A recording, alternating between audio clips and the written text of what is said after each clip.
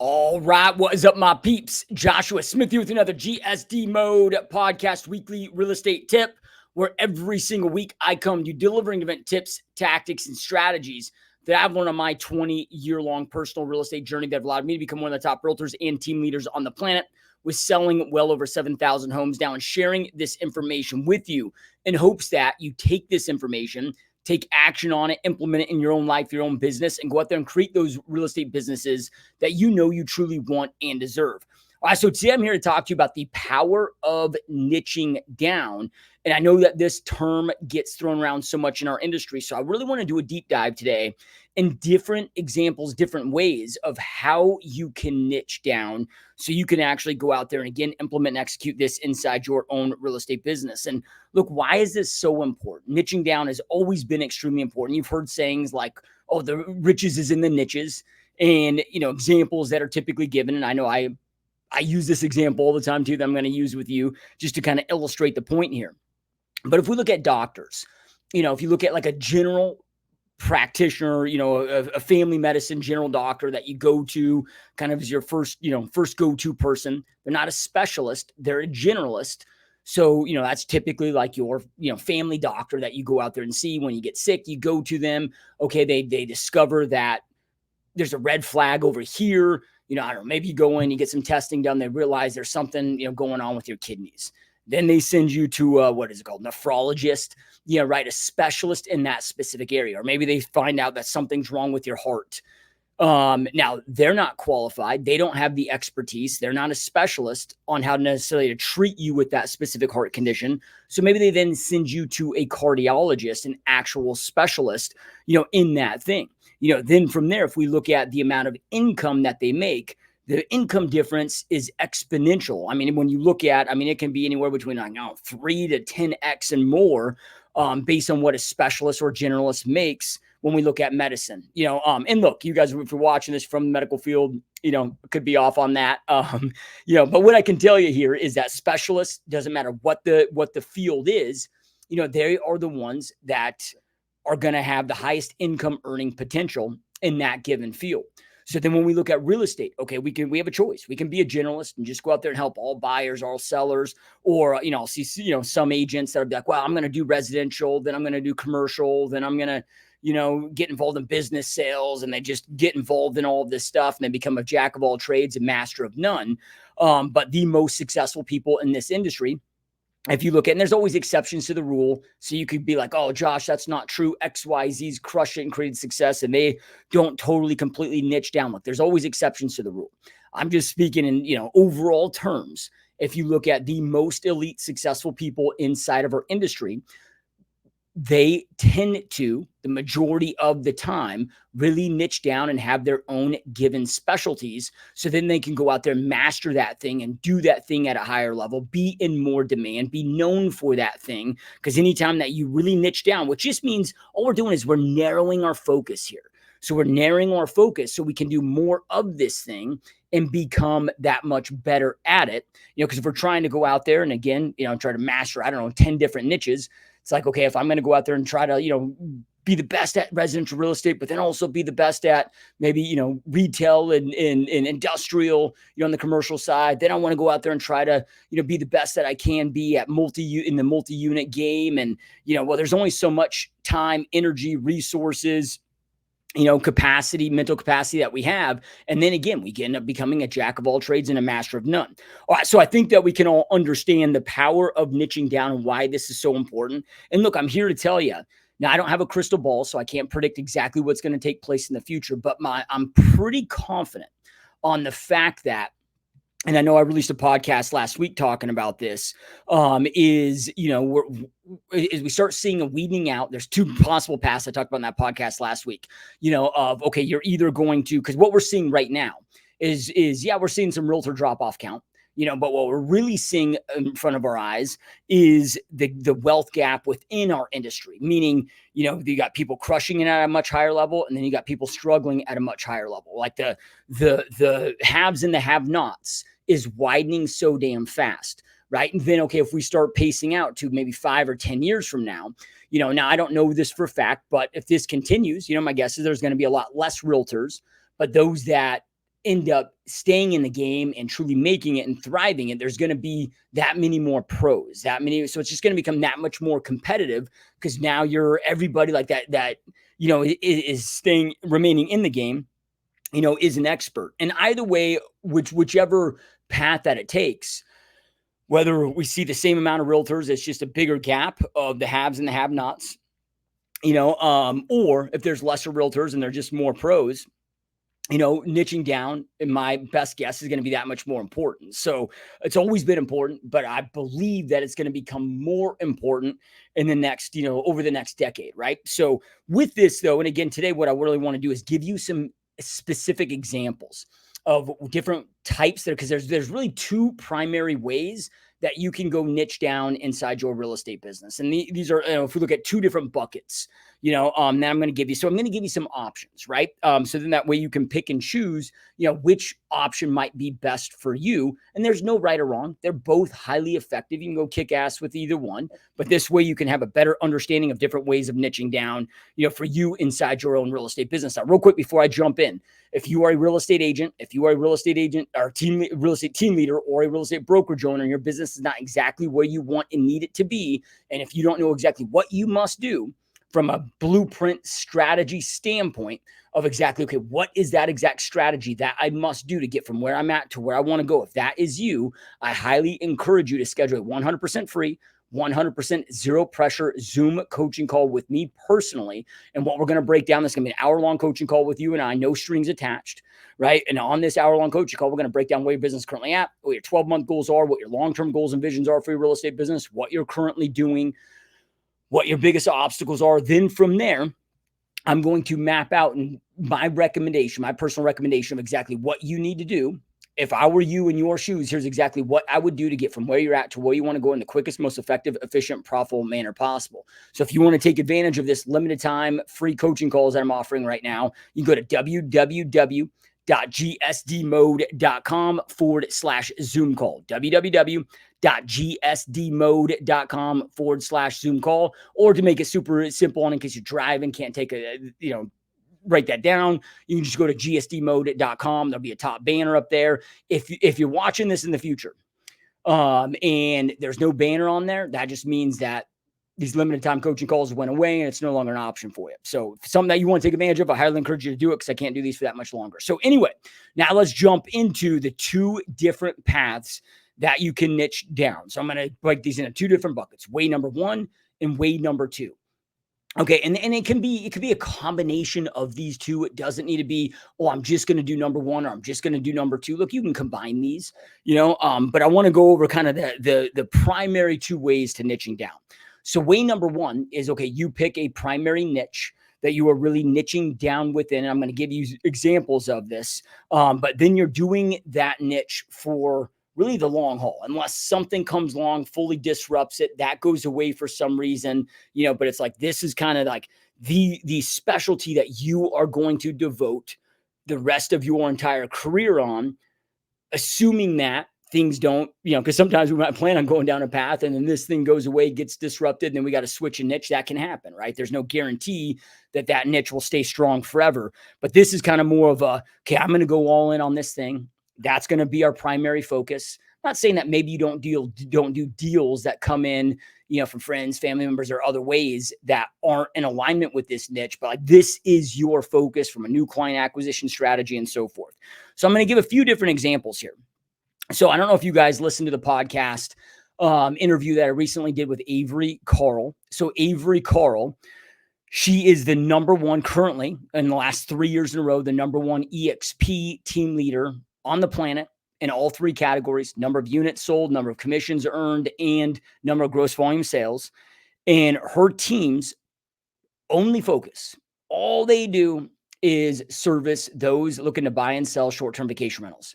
That is their niche. And that's then expanding into 14 different states, expanding into different, so now she has this expansion team doing a lot of units, right? Like we're talking like, I can't remember exact numbers on there, but something like 1,000 units on an annual basis, like crazy, insane numbers. Like she's done almost 2 billion. It's just under 2 billion. I can't remember. Again, I'm trying to go off memory here. We talk about it in the podcast, but I believe it was close to $2 billion of sales in like the last 4 or 5 years, right? But that is their niche, right? Is helping people build wealth through, through single family, or not just single family, but through STRs, right? Short-term vacation rentals. So if you go to our website, it's called the Short-Term Shop. Not just the website team name. That's the team name, the Short-Term Shop team, right? So the Short-Term Shop is the name of the team, and they are just laser focused. So they're not just like, oh, I'm going to niche down to just working with investors. We got lots of different types of investors. You got investors looking to flip. You got investors looking to wholesale. You got investors looking to long-term buy and hold. You got investors looking to short-term vacation rental. You got investors looking to invest into commercial. You got all these different types of investors. So they've really niched down. She's really niched down to not just investors, but this specific type of investor, this specific podcast, right? I'm sorry, and this specific type of investor with this specific product, but then from there, not only does that allow her and her team to then go out there and be highly specialized and just gain all of that knowledge because they just have one intense set of focus on mastering one thing. So they become experts at that one thing. And you go follow her Facebook, their team's Facebook page, their YouTube channel, right? There's so much amazing amounts of information, but it's only helpful for those that either currently have short-term vacation rentals or those that are looking into that game, with education, all fronts of it, and helping their clientele with that. So that's an example. Okay, another example. So I've got a coaching client that focuses on seniors that are, people that are, seniors that are making the last move of their lifetime into assisted living. And then from there, so when we're looking at this, right, because then this from there, so I really want to break this down. Like when you get really focused on this type of a niche, then from there, you're able then to add a certain layer of concierge services to then differentiate yourself. Because the more that you niche down, the more it is, the easier it becomes to create unique selling propositions. So not only do you master that thing at a higher level, but now you can create USPs, unique selling propositions to differentiate yourself higher, at a higher rate than everybody else. So you become that go-to person inside your market for that thing. So as an example here with my long-term coaching client that specializes in this, right? So, okay. So with this and her USPs is really just convenient. It really comes down to convenience, so these are people that are, again, they went through like all their buying phase of life, right? Like we look at the difference, like, okay, you move out of mom and dad's house, right? Like, okay, you go out and get an apartment, you go rent something, then you get established in a job, or, whatever, maybe you buy your first house, you get married, you go buy your first house, then you have a kid or two, you outgrow that house, you buy the next house, pop out another kid or two, then maybe you buy the next house. Then, 50% of people get a divorce, sell those homes, go buy a couple more, right? Or, right? You kind of buy that last move up buy of your life, usually in that 40 to 55 year range, kids still at home, but then from there, once kids leave, you hit that empty nester stage, and then you downsize, from there. And then typically, maybe staying in that property until you get to the point where you no longer can take care of yourself and take care of the property. So she's, kind of specialized in that last stage where people have hit that point where they can no longer take care of themselves at the level that they need to, and no longer take care of their property.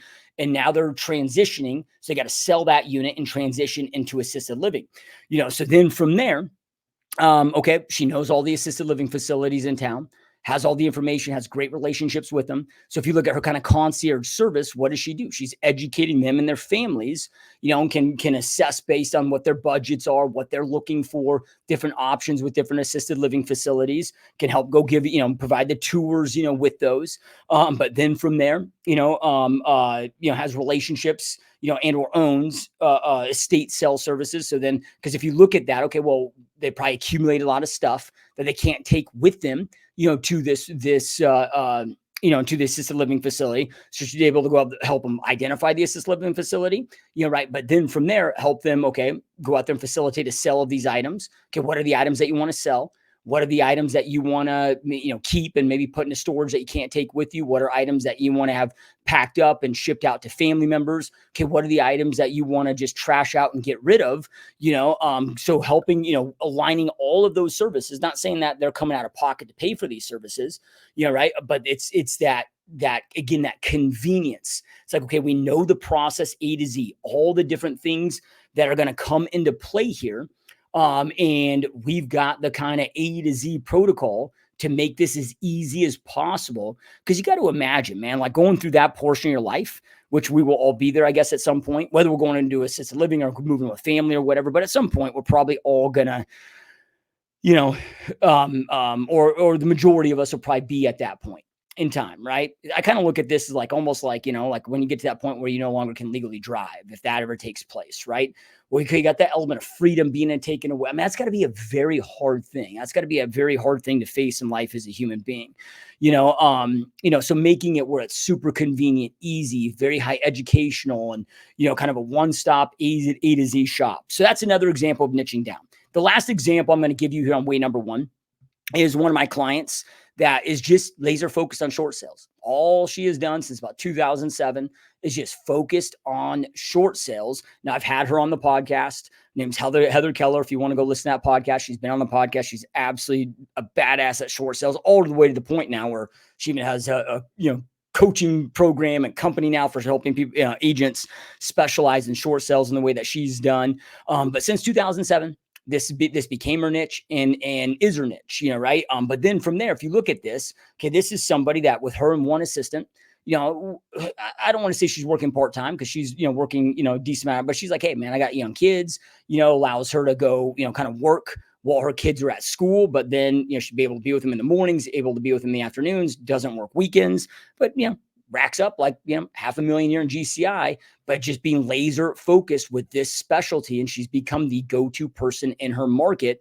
She knows it inside and out, knows the laws inside and out, knows, the tools and tricks and tactics, inside and out when it comes to short sales, because a lot of people will be like, oh, well, short sales was just something that took place during the great financial crisis. That is just not true, right? I mean, the economy doesn't need to be fracturing or to be crashing for human beings to be experiencing hardship, right? There's always foreclosures. There's always, going to be short sales. I was talking with her, actually, I talked about this in the podcast with her, 2020, even though there's all these, moratoriums on the foreclosures, that was like one of her best years.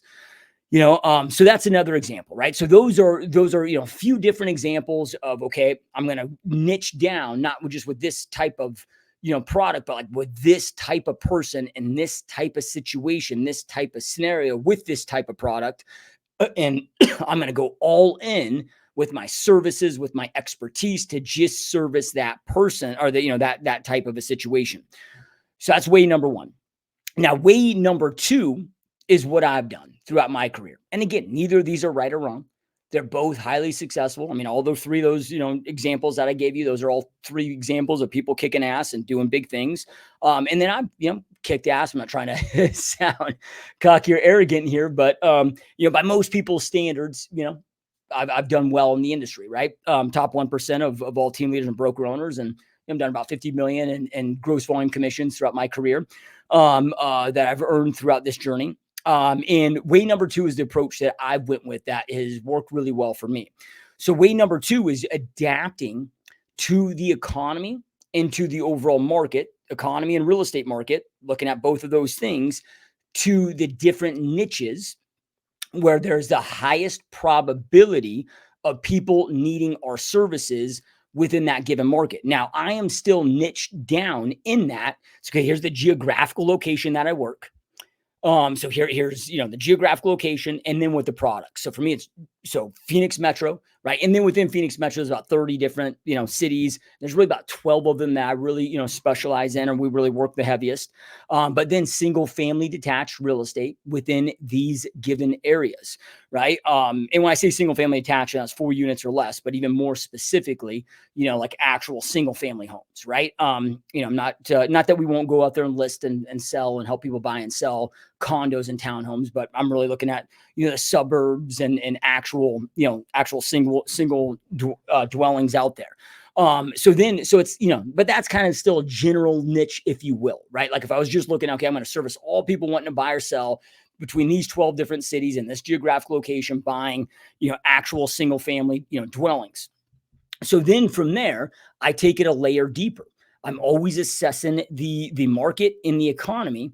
And I'm always looking, okay, again, who has the highest probability of needing my services based on what we are seeing. And this is by, or abiding by this mental philosophy of there is no such thing as a good market. There is no such thing as a bad market. The market is always good for somebody. My job is to identify whom the market is good for, pivot, shift, adapt accordingly to whom the market is good for. So then when it comes to that, so I'll give an example with this. The first 18 and a half years of my career, I never went after the divorce niche. There was never a niche I went after. But then, about a year and a half ago, we're assessing what's going on with the economy. What's going on with the economy is we are now in the most unaffordable time to be alive as a U.S. citizen.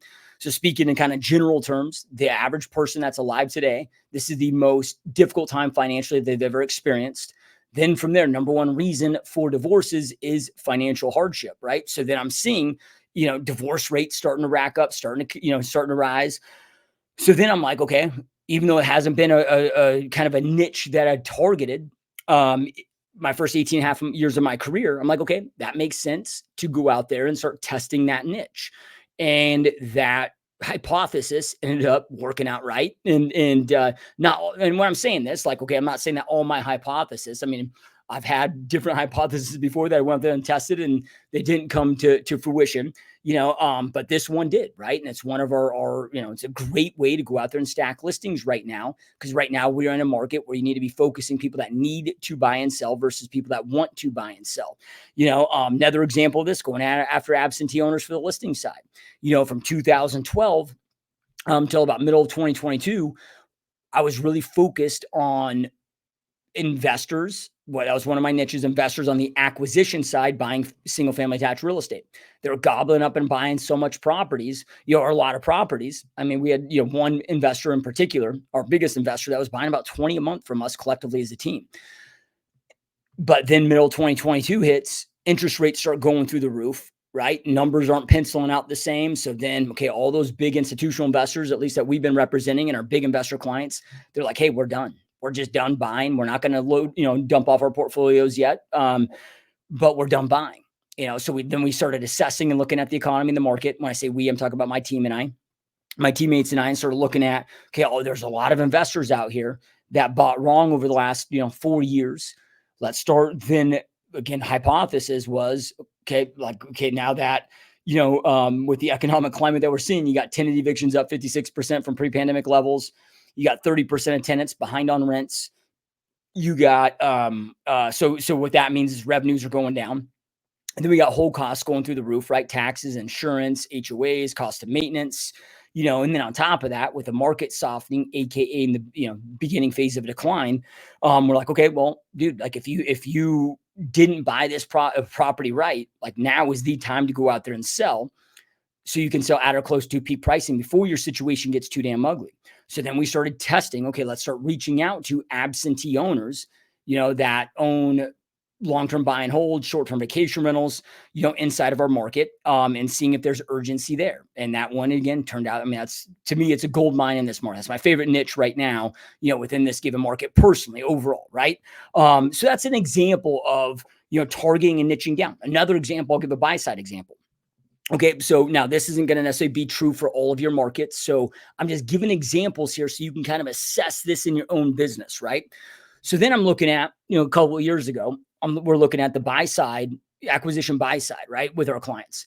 And we're like, man, it's just we went from being, at least in my market here in Phoenix, Arizona, we went from being in the top 5 most affordable metros in the United States to now in the top 5 least affordable. So it's like, man, if you ain't making if you can't get crap for under $500,000, that's starting to change slightly as prices are coming down. But for the most part, at least in the areas that I work within, my market, it's like most things are, $500,000 on the low side up to that $1 million price point. So then we're sitting there looking at, okay, well, who's a buyer for these? Okay. Then we started looking at, okay, well, if you're not really making a $200,000 a year or above household income, like it's very difficult to partake in this market. So then we started again, niching down, targeting down into the demographic of our ideal buyer client for this market. So then, it turned out to be that was 40 to 55-year-old married couples.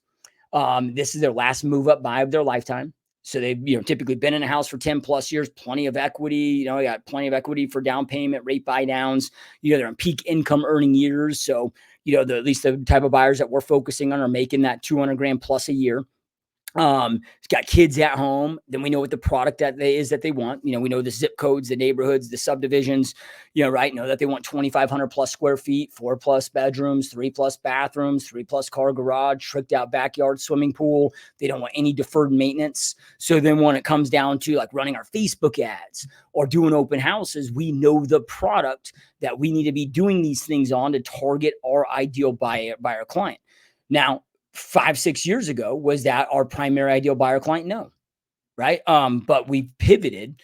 So another example with this is, okay, in about 2006, I'm going after expireds, and then I start to see that the reason a lot of these expireds were expiring wasn't because it was because they were overpriced, but they were overpriced not because they just were being unrealistic with price, but it was because they didn't have enough equity. Whether that be because they did a HELOC or whether that be because they just bought wrong. But they just couldn't come down to do that mortgage payoff, right? And then that transition into us learning how to do short sales. Like I got into short sales. I didn't even know what the hell a short sale was. I got into one on accident through going after expireds. But then we saw more and more of those taking place.